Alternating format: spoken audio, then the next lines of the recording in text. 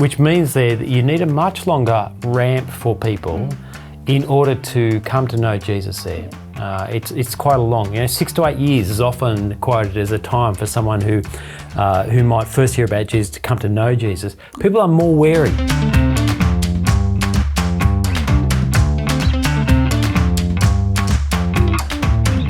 Well, this episode is Making Connections, and if you haven't listened to the previous episode, be sure to do that before you keep listening.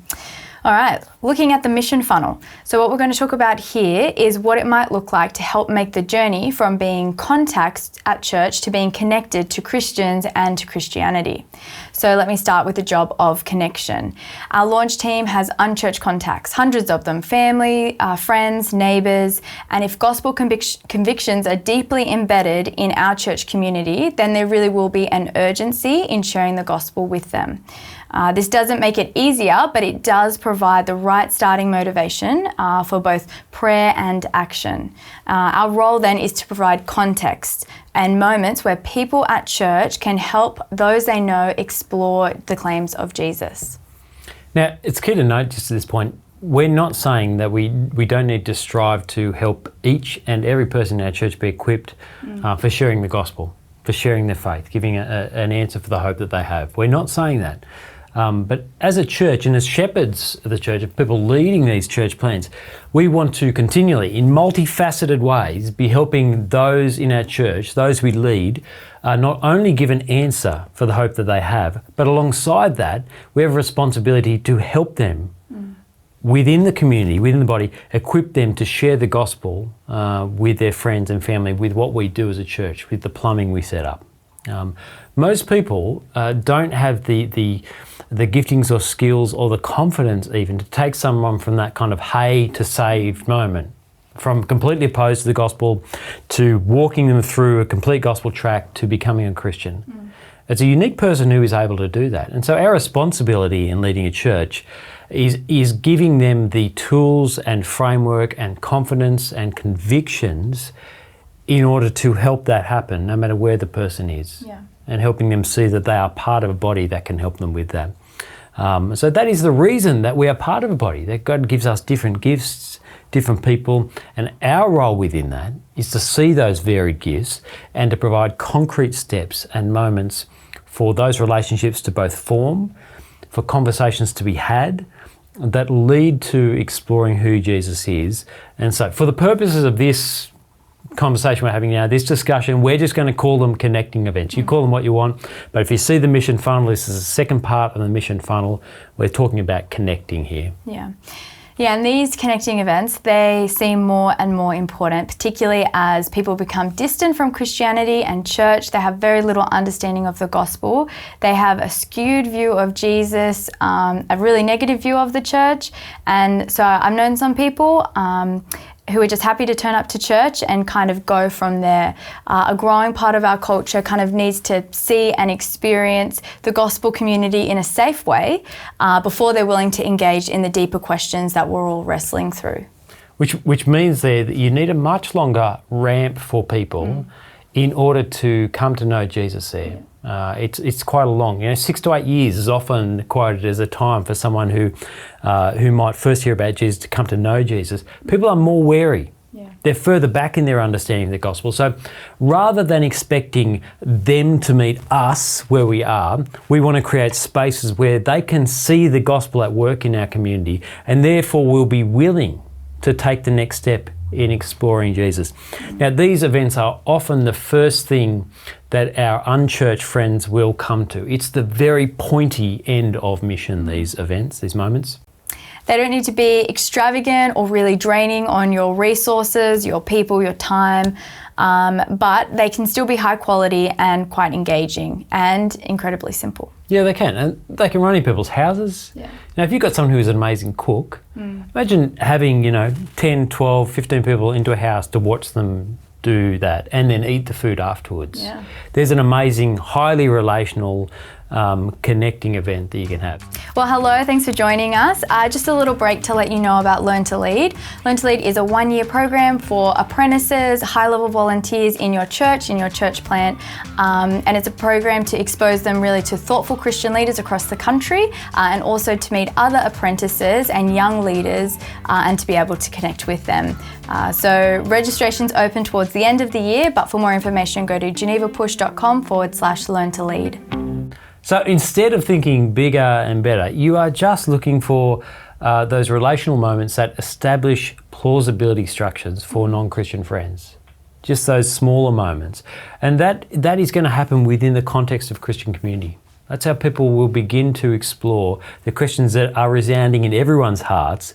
You want to give them a great taste of Christians and Christianity, because for many up to that point, their perception will have been skewed by the media, even though they know their friend isn't like that. And so connecting events give this great chance to rectify that perception.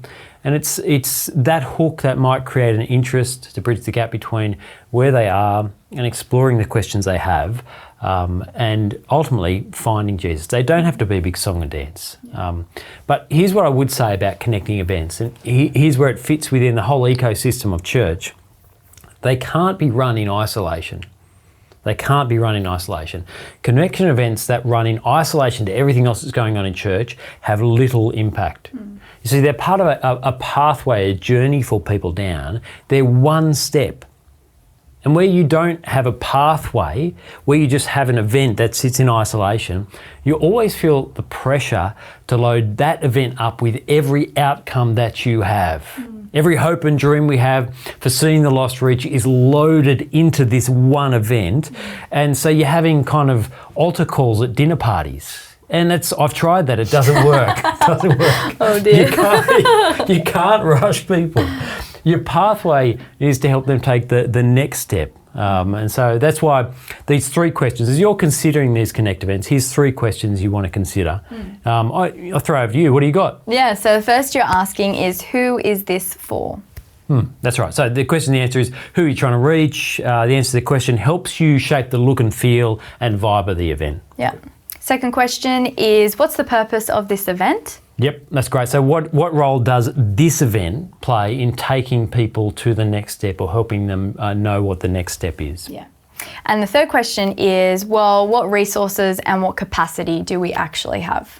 So this is a really key question for a plant, a really key question. It's got to be achievable. It's got to be achievable. For any church it's important, but particularly for plants where you're kind of scrambling around, you want to run things well enough that people have confidence in inviting their friends, but not so extravagant and over the top that everyone feels burnt out afterwards, and that's the only thing you can run all year. So you've got to be realistic, you've got to be creative, you've got to look for those hidden talents in your launch team, in your church as well, and then you build something around that. Yeah. All right, so we're just going to finish by pointing out some of the challenges and dangers of connection events. Derek, the first one is gaining and losing trust.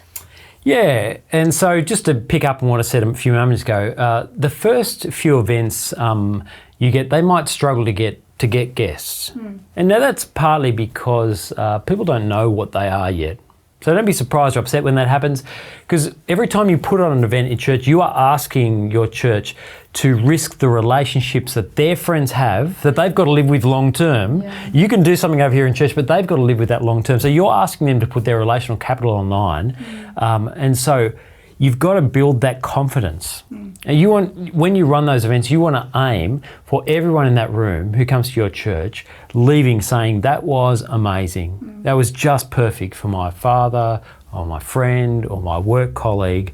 Next time we run that, I'm going to put my capital on the line and ask them. Now, once that happens, you've run that a few consecutive times, the confidence builds in those events. It might take 2 or 3 times to run it and hone it. You might, even pre-launch, you might run one of these as a test for your launch team to build the confidence so they know.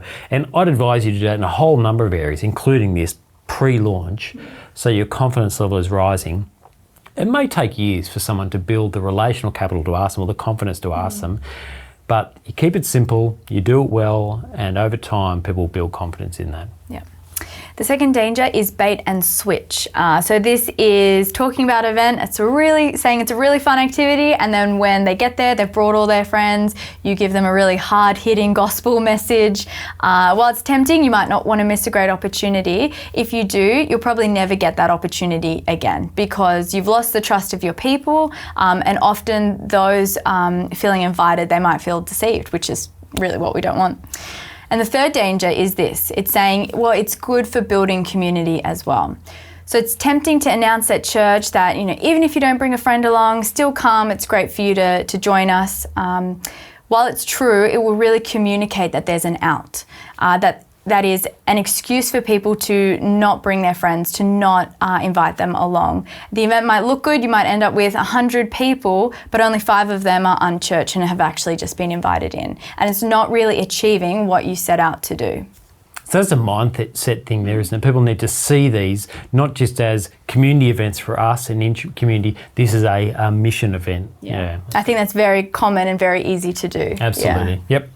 Finally, here's the last one. The big danger is that these can't be standalone. Now, I mentioned this before, but they just don't work in isolation. And without good relational structures around these things and processes to follow up, they just fall flat. Yeah. And they don't achieve what you set out to achieve. There needs to be concrete next steps. And those steps need to be known to not only those who are invited, they need to be known as well to the people who invited them. And in fact, that may be even more important because often the most effective follow-up is not done by the person who works at the church following up the friend who came, but me equipping the person who invited that person to help them know how to take that next step. That's often the much more effective way in order to do follow-up. So your people are going to be having these one-on-one conversations outside, and they invite people to these events. They're going to be the one often having the conversations afterwards, checking in how it went. Checking in what questions they might have had, what they thought. That could take a long time, but having clear next steps for them, because these events cannot stand alone, is crucial. Yeah. So connection events and moments, they really don't need to be complicated or resource intensive, but they do need to be very thoughtful and deliberate. And they do have to sit within everything else your church is doing, as we've talked about, so that those in your plant have confidence in what's happening, and those that come along aren't in limbo when they're wanting to hear about Jesus.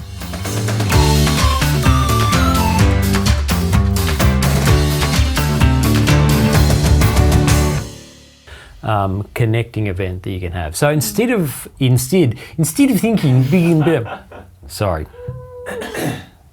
got it?